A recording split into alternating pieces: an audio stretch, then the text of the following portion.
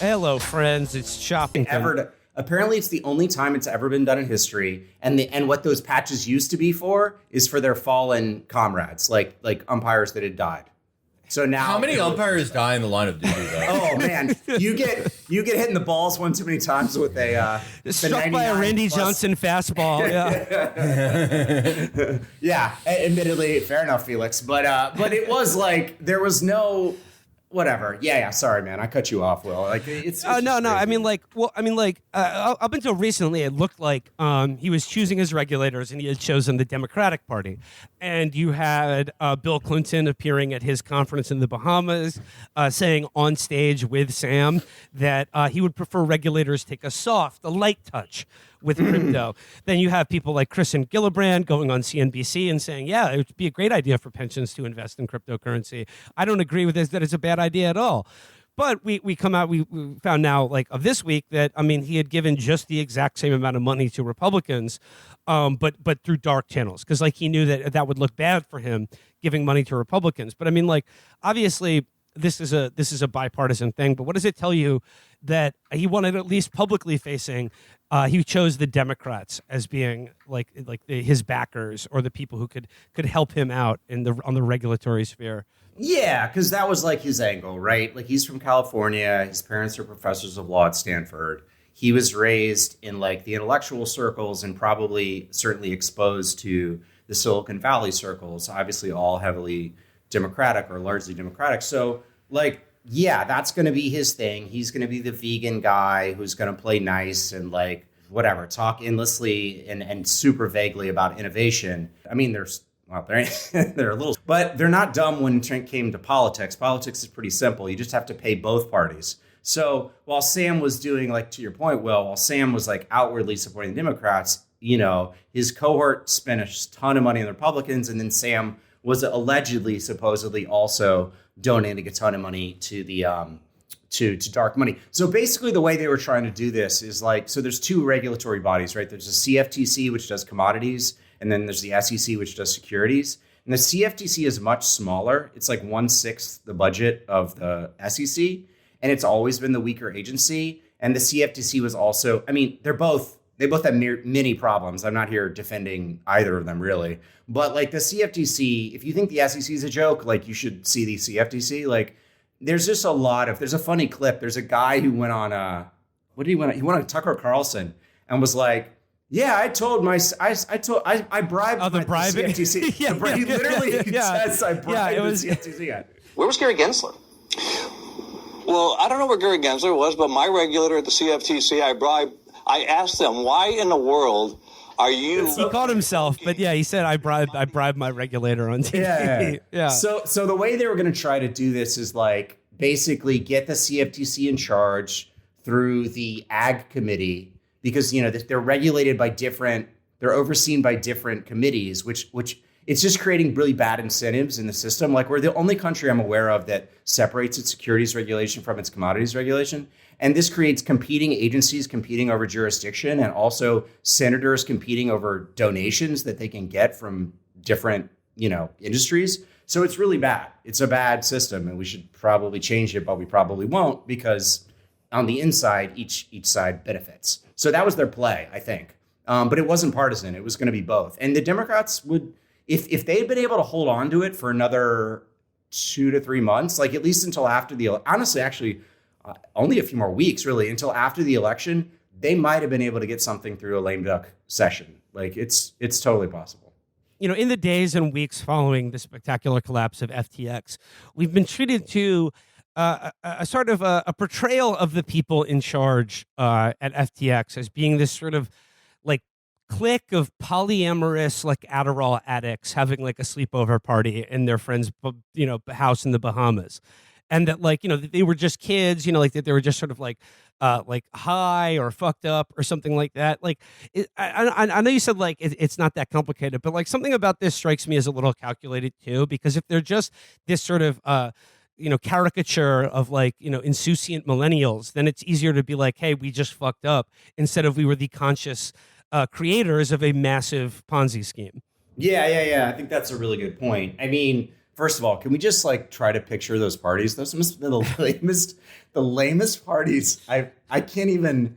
They're in this like $39 million penthouse that Sam has bought or rented or whatever, and like nobody is there to like. I guess they get drugs and alcohol, but like it just sounds so sad and sort of pathetic. But yeah, I think the risk is to be like, oh, it's okay because they were just young and they didn't know what they're doing. When you don't write like backdoor code that can, bypass the system to take the money from people on accident. You don't transfer, you don't set up shell corporations, like myriad shell corporations on accident. You should check out their legal team. Their legal team has an interesting history. It's bad stuff, man. And it was purposeful. And if there's any justice, some people will go to jail. But honestly, I don't know. We'll see. Well, we'll see if he keeps doing interviews. I don't know how you can say it's not.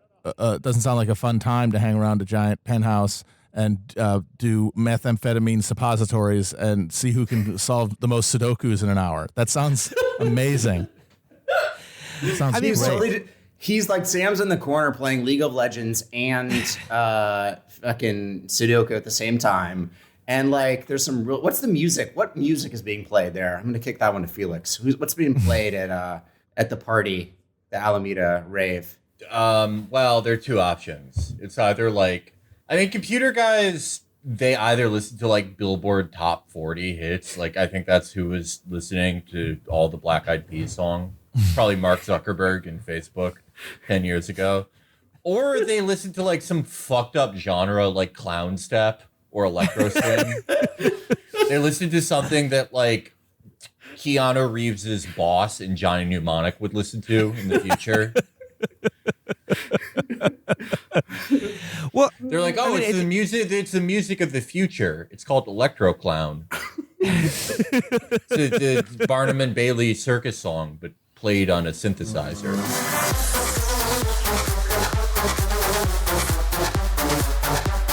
But like, to compare like the excess of the financial world of an earlier era, like the classic Oliver Stone Wall Street model of like, just, you're busting out Teldar paper and Endicott steel and, you're ripping lines with Daryl Hannah. You're making sushi in your apartment. Every night it's just escorts and clubs in New York City. But, I mean, it seems like the specifics change, but like much of financial speculation does seem to still be run on uppers. And the fun things you can do with them, how sharp they can make your mind. Yeah. There's not a lot of like Wall Street titans, like smoking dope, like some pot. That's not their drug of choice. No, he's like he's patched up and he does have ADD, but like those drugs are known to increase your appetite for risk, and that's not necessarily a good thing.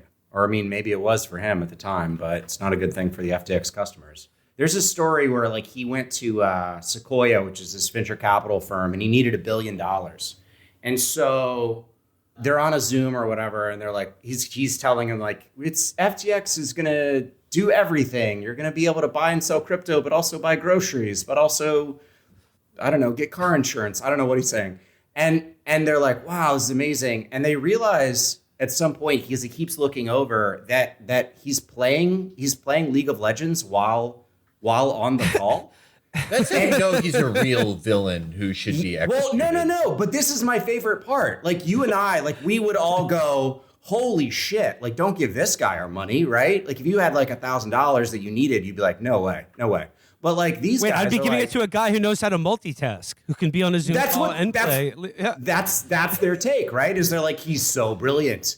He said a bunch of gibberish and was playing League of Legends poorly. We must give him all of our money. And they did. It's crazy, man. It's totally nuts. I want to talk about like the philosophical underpinning of a lot of this, but like I guess just like for the average FTX customer, what is it like for them right now? Like one day you had X amount of money in this FTX account, and then the next day it's zero, gone. Is that the reality for like the retail investor on FTX right now? Yeah. I mean, you're locked out. You have no access to your money. I mean, the joke among the skeptic community is like, when did you lose your money? When you gave it over to the exchange. And it's a massive regulatory failure because like they're advertising on the Super Bowl and shit, but like you can get around, that's FTX US theoretically, right? Like theoretically only Americans can access FTX US, but really you can get on FTX. You just need to get a VPN and you can go around it. And like then you're giving your money over to a company run out of the Bahamas, right? Like so there's no like I don't know if you're paying attention to the Bahamas. There's a Bahamas Security Commission, which is like my favorite thing ever. And like, you know, those guys are in charge of your money. Like that's the guys that you want to give it over to. So no, they're screwed. But crypto exchanges have collapsed. Like it's harder to point to exchanges that haven't collapsed than it is to ones that have. I mean, the crypto exchanges have collapsed since there have been crypto exchanges, and it's almost always because they ran off with the money. Like there's a great story of a guy who's running Canadian exchange, Quadriga, and he literally like they found the heat was coming and he went to India and he quote unquote died, but like he might have faked his own death. Like there's a great like podcast series about this.